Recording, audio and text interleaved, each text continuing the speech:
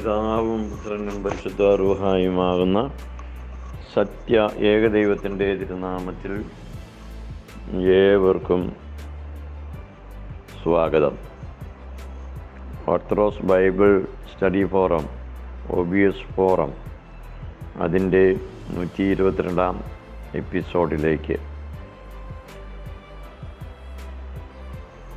ആദിമ കാലം മുതൽ, ഹാബേലിൻ്റെ കാലം മുതൽ ബലി അല്ലെങ്കിൽ യാഗം നിലവിലിരുന്നു എന്നുള്ളത് കഴിഞ്ഞ ലക്കത്തിൽ നാം ചിന്തിച്ചതാണ്. കാൽവരി യാഗത്തോടുകൂടെ എല്ലാ ബലികൾക്കും അവസാനം വന്നു എന്നുള്ള പഠനമാണ് പെന്തക്കോസ്ത് പ്രൊട്ടസ്റ്റന്റ് വിഭാഗക്കാർ ചെയ്യുന്നു. അതുകൊണ്ട് പുതിയ നിയമ സഭയിൽ സത്യാരാധന അത് വചനാനുസരണം ബലിയർപ്പണമാണ് എന്നുള്ള ചിന്തയാണ് ഇന്ന് നമ്മൾ പങ്കുവയ്ക്കുന്നത്. ബലിയുടെ അല്ലെങ്കിൽ യാഗത്തിൻ്റെ ഘടകങ്ങൾ. യാഗം അർപ്പിക്കുന്നത് പുരോഹിതൻ, യാഗ വസ്തു, യാഗപീഠം, അർപ്പകൻ, സ്വീകാര്യകൻ. ഇത് അർപ്പിക്കുവാനുള്ള യാഗപീഠം ദൈവാലയത്തോട്, സമാഗമന കൂടാരത്തോട് ചേർന്ന് നിൽക്കുന്ന ഒന്നാണ്. ഈ 5 ഘടകങ്ങൾ ചേരുമ്പോഴാണ് വചനാനുസൃതമായ ഒരു യാഗം അല്ലെങ്കിൽ ബലി, അതായത് ആരാധന അർപ്പിക്കുക എന്ന് പറയും. എന്നാൽ പ്രാർത്ഥിക്കുന്നതിന് 2 ഘടകങ്ങളെ ആവശ്യമുള്ളൂ. 1 അർപ്പകൻ, 2 സ്വീകാരകൻ. അർപ്പിക്കുന്ന വ്യക്തിയും ആ പ്രാർത്ഥനയെ സ്വീകരിക്കുന്ന കർത്താവും. അതുകൊണ്ട് വ്യക്തമായി നാം വചനം പഠിക്കുമ്പോൾ യാഗാർപ്പണം, പ്രാർത്ഥന, ഇത് രണ്ടും വ്യത്യസ്തമായിരിക്കുന്ന കാര്യങ്ങളാണ്. ആരാധനയുടെ കാലങ്ങൾ പഴയ നിയമ കൽപ്പനകൾക്ക് മുമ്പ് തന്നെ, അതായത് മോശയ്ക്ക് മുമ്പ് തന്നെ, ബിഫോർ ഓൾഡ് ടെസ്റ്റ്മെൻറ്റ് ആരാധനയുണ്ടായിരുന്നു. ഹാബേൽ മുതൽ മോശ വരെയുള്ളതായ യാഗങ്ങൾ അതായിരുന്നു. രണ്ടാമത്തെ കാലം മോശ മുതൽ ന്യായപ്രമാണ കാലം ആണ്. മോശയ്ക്ക് കൽപ്പനകൾ കിട്ടി, അതുപ്രകാരം ആരാധനയും ന്യായപ്രമാണങ്ങളും യോഹന്നാൻ വരെ നിലനിന്നു എന്ന് പുതിയ നിയമം നമ്മെ പഠിപ്പിക്കുന്നു. മൂന്നാമത്തെ കാലം പഴയ നിയമത്തിന് ശേഷം പുതിയ നിയമ ആരാധന. അത് കർത്താവ് മുതൽ നിത്യതയോളം നിലനിൽക്കുന്ന ഒരു ഉടമ്പടിയായിട്ട് പഠിക്കുവാൻ സാധിക്കും. നാലാമത്തെ കാലം നിത്യതയുടെ ആരാധനയാണ്. വീണ്ടെടുക്കപ്പെട്ട ജനം, സഭ, ദൈവത്തിൻ്റെ സിംഹാസനത്തിന് മുമ്പിൽ അവൻ്റെ യാഗപീഠത്തിന് കീഴിൽ രാപകൽ ആരാധിക്കുന്നു. പൗരോഹിത്യവും യാഗപീഠവും ആരാധനയും നിത്യമായിട്ടുള്ള ഒന്നാണ്. അതിന് മാറ്റം വരുവാൻ സാധ്യമല്ല. വെളിപാട് പുസ്തകം 7-ാം അധ്യായം 15-ാം വാക്യം, 6-ാം അധ്യായം 9 മുതൽ 11 വരെയുള്ള വാക്യങ്ങൾ. പിന്നെ അപ്പവീഞ്ഞുകളുടെ ആരാധന. ഇത് BC 1917 മുതൽ അബ്രഹാമും മൽക്കിസദേക്കും കൂടി കാണുന്ന ആ സന്ദർഭം മുതൽ ആരംഭിച്ച ആരാധനയാണ്. ജനസിസ് ഉൽപ്പത്തി പുസ്തകം 14-ാം അധ്യായം 18-മുള്ള വാക്യം, മൽക്കിസദേക്ക് ശാലേം രാജാവാണ്. അവൻ അപ്പവും വീഞ്ഞും കൊണ്ടുവന്നു. അത്യുന്നതനായ ദൈവത്തിൻ്റെ പുരോഹിതനായിരുന്നു ഈ മൽക്കിസദേക്ക്. ആ ഭാഗം ഇംഗ്ലീഷിലൊന്ന് ശ്രദ്ധിക്കാം. Then Melchizedek, king of Salem, brought out bread and wine. He was priest of God Most High, and he blessed Abraham. മൽക്കിസദേക്ക് യാഗമർപ്പിച്ച് അബ്രഹാമിനെ അനുഗ്രഹിച്ചു. യേശുക്രിസ്തു ഈ മൽക്കിസദേക്കിൻ്റെ ക്രമപ്രകാരം എന്നേക്കും പുരോഹിതനാകുന്നുവെന്ന് 110-ാം സങ്കീർത്തനം 4-ാം വാക്യത്തിൽ വ്യക്തമായിട്ട് എഴുതിയിരിക്കുന്നു. You are a priest for ever according to the order of മൽക്കിസദേക്ക്.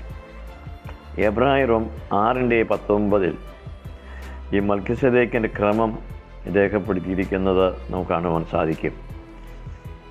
അപ്രകാരമുള്ള ക്രമപ്രകാരം ദ ഓർഡർ ഓഫ് മൽക്കിസദേക്ക് കർത്താവ് മഹാപുരോഹിതനാകുന്നു എന്നുള്ളതാണ് നാം പഠിക്കേണ്ടത്.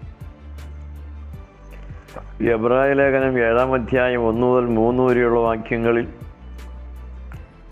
മൽക്കിസദേക്ക് ആരാണെന്ന് വ്യക്തമാക്കിയിട്ടുണ്ട്. നീതിയുടെ രാജാവ്, സമാധാനത്തിൻ്റെ രാജാവ്. അവന് പിതാവില്ല, മാതാവില്ല, വംശാവലിയില്ല, ജീവാരംഭവും ജീവാവസാനവുമില്ല. അവൻ ദൈവപുത്രന് തുല്യമായി എന്നേക്കും പുരോഹിതനായിരിക്കുന്നു. He remains a priest for ever നാൾ. അതുകൊണ്ട് നിത്യതയിൽ നിലനിൽക്കുന്ന ഒരു പൗരോഹിത്യമാണ് മൽക്കിസദേക്കിനുള്ളത്. ആ ഓർഡറിലാണ് കർത്താവായ യേശുക്രിസ്തുവും മഹാപുരോഹിതൻ ആയിരിക്കുന്നത്. അപ്പവീഞ്ഞുകളുടെ ആരാധന, ഇത് BC 1917 തുടങ്ങി ന്യായപ്രമാണ ശേഷം, അതിൻ്റെ പൂർത്തീകരണ ശേഷം പുതിയ ഇസ്രയേലായ സഭയിലും മാറ്റമില്ലാതെ നിലനിൽക്കുന്ന ആരാധനയാണ്, ബലിയാണ്. പഴയ നിയമത്തിൽ ഇതിനെ സമാധാന സ്തോത്ര ബലി എന്നാണ് രേഖപ്പെടുത്തിയിരിക്കുന്നത്. ലേവ്യ പുസ്തകം 23-ാം അധ്യായം 11 മുതൽ 21 വരെയുള്ള വേദഭാഗം ശ്രദ്ധയോടെ പഠിക്കുക. 18-ാമത്തെ വാക്യം, അത് നേരിയ മാവ് കൊണ്ടുള്ളതും പുളിപ്പിച്ച് ചുട്ടതും ആയിരിക്കണം. ലേവ്യ 23-ന്റെ 11-16 വാക്യങ്ങൾ ശബ്ബത്തിന്റെ പിറ്റേന്നാൾ അർപ്പിക്കണം എന്ന് വളരെ വ്യക്തമായി രേഖപ്പെടുത്തിയിരിക്കുന്നു. ശബ്ബത്തിന്റെ പിറ്റേന്നാൾ, ഞായറാഴ്ച.